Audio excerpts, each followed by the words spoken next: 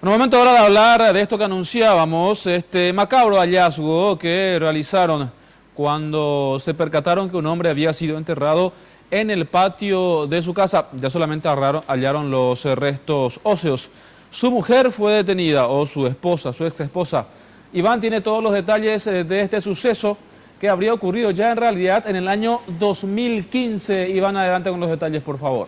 Buenas tardes, Jorge. Y para comprender mejor este caso que pareciera ser parte del guión de una historia de ficción, tenemos que remontarnos al 15 de noviembre del año 2015, en donde una mujer terminó con la vida de su pareja de manera accidental, según declaraciones de la misma, quien denunció ser violentada por este hombre identificado como Ramón Alcaraz, y en medio de un forcejeo le ocasionó un empujón en donde terminó golpeándose la cabeza, que le ocasionó la muerte. Ante esto y del susto, la mujer relata que decidió enterrar el cuerpo de su pareja y dio una versión que fue poco creíble para algunos. Dijo que el hombre había decidido viajar hasta Argentina. Los hijos de esta mujer le creyeron, pero otras personas no, y formularon la denuncia por desaparición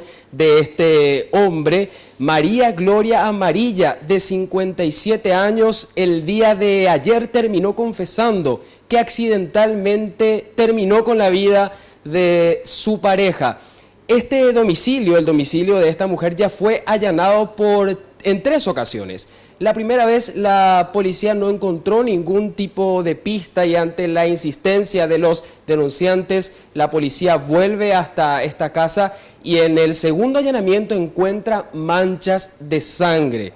En el tercer allanamiento, ya la mujer, enterada de este procedimiento, decide desenterrar el cuerpo de la víctima y esconder en bolsas algunas partes del cuerpo, y la policía evidentemente ya en este tercer allanamiento del día de ayer termina encontrando los restos óseos de este hombre y termina confesando la mujer, que dice que terminó con la vida de su pareja accidentalmente.